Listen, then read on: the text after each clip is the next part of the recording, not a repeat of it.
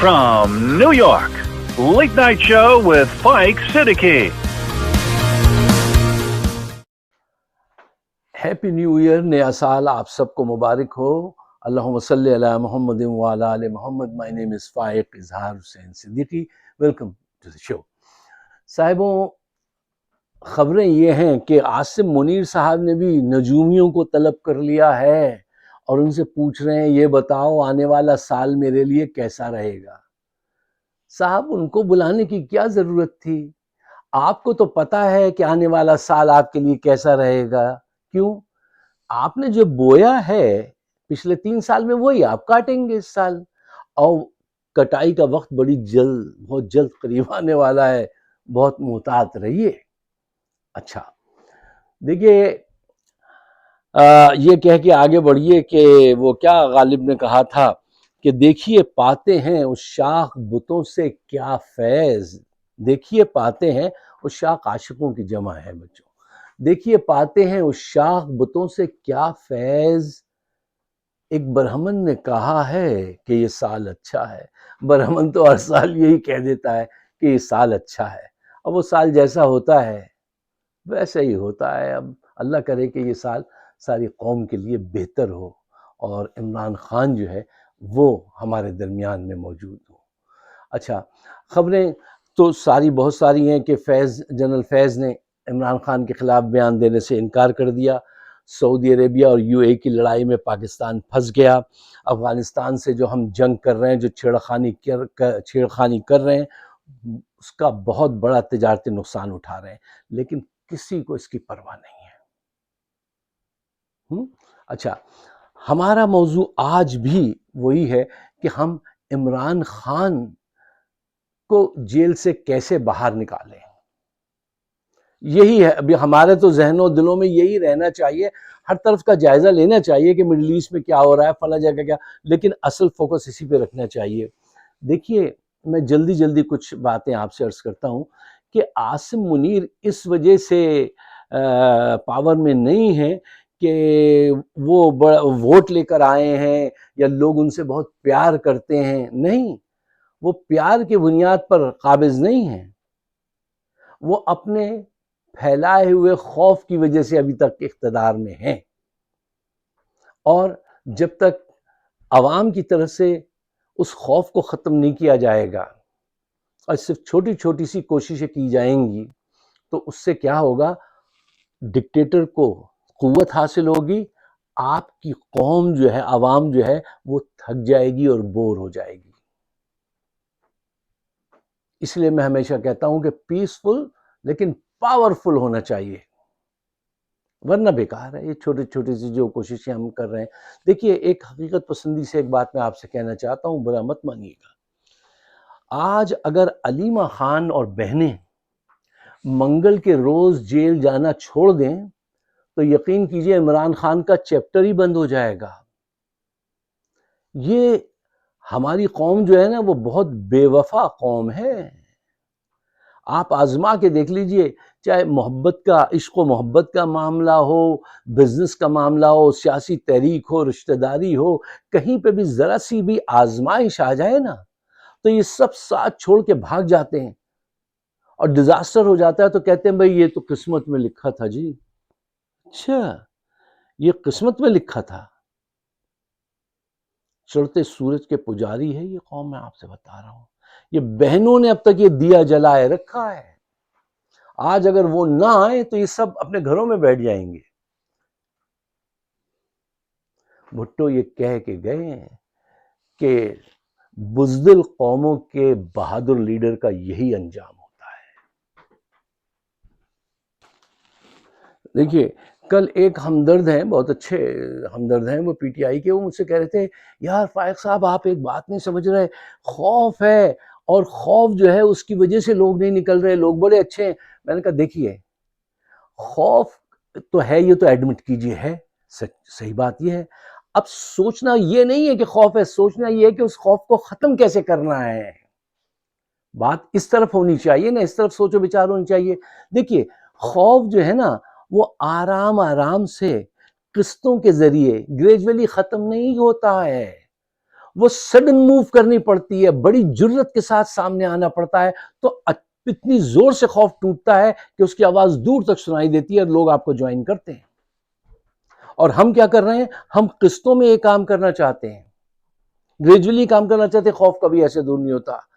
یہ قسطوں میں کام کرنا، سلو موو کرنا، یہ ڈکٹیٹر کے حق میں چلی جاتی ہے یہ چیز۔ کیوں؟ اس کی اسٹریٹجی یہ ہے کہ وہ آپ کی طرف سے کسی بڑی قوت کا سامنا اسے نہ کرنا پڑے، وہ آپ کے لوگوں کو بور کر دے، آپ کی تحریک سے تھکا دے۔ اس کے لیے وہ کیا کرتا ہے؟ وہ ڈیلنگ ٹیکٹکس استعمال کرتا ہے، وہ آپ کو بیجا کی وہ نیگوسیشن آفر کرتا ہے، آپ کے لوگوں پہ جھوٹے مقدمات بناتا ہے، لوگوں کو خریدتا ہے، وہ سارے وہ کام کرتا ہے جو تحریک کو ڈیلے کر سکیں، سافٹ کر سکیں۔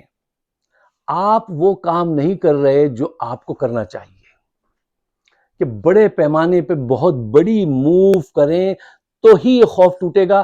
جس انداز سے ٹھمک آپ چل رہے ہیں، اس طرح سے خوف نہیں ٹوٹے گا۔ اچھا صاحب، دیکھیے جرنیل جو ہے، عاصم منیر جو ہے، وہ تمہاری قوت سے نہیں، اپنی غلطیوں سے گرے گا۔ اب اس کی غلطیوں کو پہچاننا اور وقت پر اس پہ چوٹ لگانا، یہ آپ کی سیاسی تدبر، آپ کی پلاننگ ہونی چاہیے۔ دیکھیے اس وقت وہ چاروں طرف سے گھرا ہوا ہے۔ فار ایگزامپل، یہ لمبی ذرا ہے بات، لیکن میں اس کو مختصر آسان بنا دیتا ہوں۔ 4 پوائنٹ لے لیجئے، چلیے let's just say with 4 points. Point number 1، دیکھیے ٹرمپ سے جو یہ وعدے کر کے آئے تھے، وہ پریکٹیکل باتیں نہیں تھیں، اور وہ پوری نہیں ہوتی نظر آ رہی، اور وہاں جو اندر سے جو صورتحال ہے وہ صحیح نہیں ہے، وہ ان کے حق میں روز بروز کمزور ہوتی جا رہی ہے صورتحال۔ پوائنٹ نمبر 2، سعودیہ اور یو اے ای دونوں اس وقت پاکستان سے ناراض ہیں۔ کیوں؟ ایک تو تمہاری مجبوری ہے کہ تم نے دونوں طرف، اور اچھی بات تھی دونوں طرف پاکستان کے تعلقات ہیں، لیکن تمہیں اس وقت بڑی حکمت سے نکلنا ہے ان دونوں کے درمیان میں سے، ٹھیک ہے نا؟ دونوں ہاتھوں میں تمہارے لڈو ہونا چاہیے، لیکن تم اس حکمت سے، اس عقل سے آ رہی ہو، اور وہ دونوں تم سے ناراض ہیں۔ پوائنٹ نمبر 3، فوج کے اندر یہ بڑے بڑے اربوں روپے کے پیکیجز دے رہے ہیں، اس کے باوجود اس سے نیچے کے جو لوگ ہیں ان میں بہت بڑی بے چینی ہے، بہت بڑی بے چینی ہے، جبکہ بہت بڑے بڑے پیکیجز جو ہیں وہ فوج کے جو ہائر لوگ ہیں ان کو دیے جا رہے ہیں، اربوں روپے کے پیکیجز ایک جرنیل کو۔ اچھا، تو اندر بے چینی جو ہے وہ بد اعتمادی کی انتہا پہ پہنچ رہی ہے۔ اور پوائنٹ نمبر 4، ملک کی اکانومی خراب تو تھی، اب خراب تر ہوتی چلی جا رہی ہے۔ یہ وقت ہے ان کو بڑا دھکا دینے کا، یہی وقت ہے۔ اور پوائنٹس بھی تمہارے ہاتھ میں ایسے ہیں کہ آئین کو بحال کرو۔ کون ہے جو تمہاری مدد یہ بات نہیں مانے گا؟ آئین کو جو انہوں نے کیا ہے، عدلیہ کو بحال کرو، ٹھیک ہے نا، عمران خان کو رہا کرو، فیئر الیکشن کراؤ۔ یہ تمہارے جو سلوگنز ہیں، مہنگائی ختم کرو، یہ سب کی سمجھ میں آئیں گے، یہ سب کارڈز تمہارے ہاتھ میں ہیں۔ تم کب کھیلو گے ان کارڈز کو؟ یا انتظار میں رہو گے کہ ان کا بھی جہاز پھٹ جائے اس کی طرح، ضیاء کی طرح؟ تو یہ کوئی اسٹریٹجی یا پلاننگ نہیں ہے۔ اچھا، ایک اور بات اس کو ذہن میں رکھیے، دیکھیے آپ یہ چاہتے ہیں کہ وہ لوگ جو بیوروکریسی میں ہیں، جو ججز ہیں، میڈیا ہے، یہ سب آپ کا ساتھ دیں۔ یہ لوگ جو ہیں نا، یہ ضمیر کی آواز پہ چلنے والے لوگ نہیں ہوتے ہیں، یہ وہ لوگ ہوتے ہیں جو ہوا کا رخ دیکھ کر اپنی سمت جو ہے اس کا ڈیسائیڈ کرتے ہیں کس کا پلہ بھاری ہے۔ اگر یہ آج یہ دیکھ لیں کہ ہاں موومنٹ نے جان پکڑ لی ہے، یہ سب آپ کے حق میں آ جائیں گے، اور پھر آپ کا کام آسان ہو جائے گا۔ یہ سیاست کا یا اس دنیا کا، اور خاص کر کے پاکستان کا طریقہ کار یہی ہے کہ آپ کو پہلے خود جیتنا پڑتا ہے، پھر لوگ آپ کو جوائن کرتے ہیں۔ ضمیر کے نام پہ کوئی آپ کو جوائن نہیں کرے گا۔ اچھا، یہاں پہ ایک پوائنٹ جلدی سے اور لے لیجئے، پھر اس کے بعد کلوزنگ کی طرف چلتے ہیں۔ کلوزنگ آج بہت اہم ہے، ساتھ رہیے گا میرے، اور اس کو شیئر ضرور کیجئے گا۔ دیکھیے وہ پوائنٹ یہ ہے کہ جرنیل جو ہے نا، یہ سڈن موو سے بہت ڈرتے ہیں اور بہت پریشان ہو جاتے ہیں۔ جب کوئی سیاسی تحریک سر موو کرتی نا بڑی پیمانے پہ، تو پھر یہ غلط فیصلے کرنے لگتے ہیں، اور وہی غلط فیصلے جو ہوتے ہیں نا وہ ان کی بدنامی کا اور ان کے ڈوبنے کا باعث بنتے ہیں۔ اور اب وقت آ گیا ہے کہ آپ اگر بڑی موو کریں گے تو پہلے ان کے سارے فیصلے غلط ہیں، جھوٹ کی بنیاد پہ کھڑے ہوئے فیصلے ہیں نا سر، اب مزید اگر آپ نے ان کو پش کیا تو پھر یہ اس کارنر پہ آپ ان کو رسے پہ پہنچا دیں گے، آپ کو اپنی تیاری پکڑنی چاہیے۔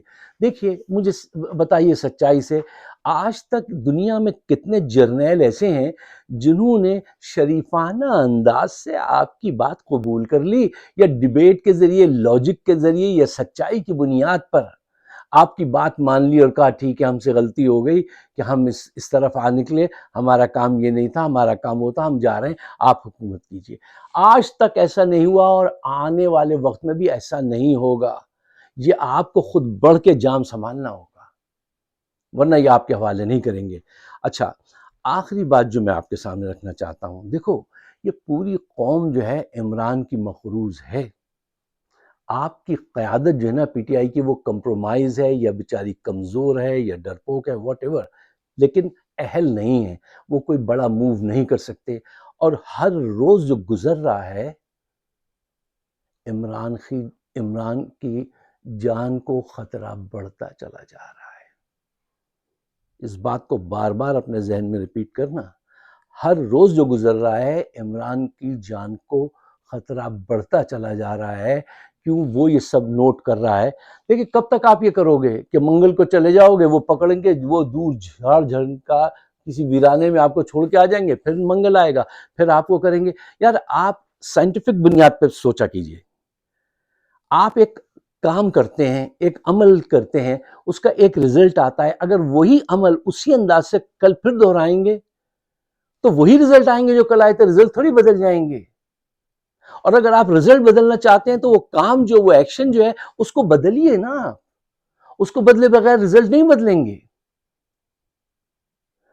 جب تک عمران خان کے بیٹے نہیں آئیں گے، رسک نہیں لیں گے، وہ آئیں ایئرپورٹ پہ 20-25 لاکھ لوگ ان کے استقبال کے لیے جائیں، وہاں سے وہ شروع ہو اور اڈیالہ تک پہنچیں، اس دوران ہی مذاکرات شروع ہو جائیں گے، اگر آپ 20-25 لاکھ لوگوں کو جمع کر سکتے ہیں ان کے بیٹوں کی آمد پر۔ جی یہ ہوتا ہے صحیح پریشر، اس میں علیمہ خان ہوں، ان کے بیٹے ہوں ٹرک پہ، اور وہاں سے چلیں، اور 20-25 لاکھ لوگوں سے بھی زیادہ لوگوں کو چاہیے کہ وہ جائیں۔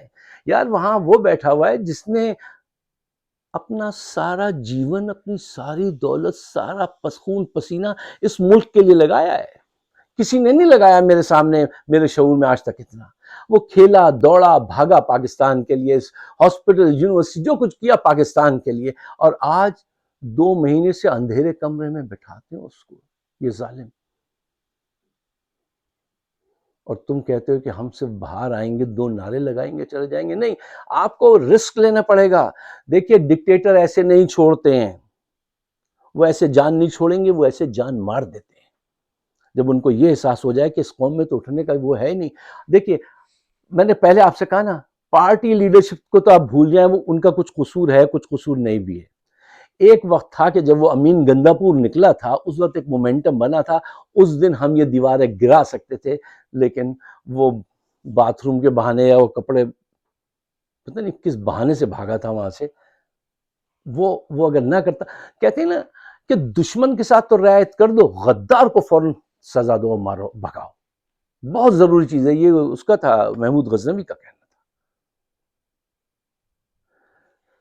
میرے خیال میں وقت آ گیا ہے کہ اب سب کو اپنی جان کا رسک لینا پڑے گا، ورنہ وہ اس کی جان نہیں بخشیں گے، اور جو چاہے لگا دو ڈر کیسا، یہ بازی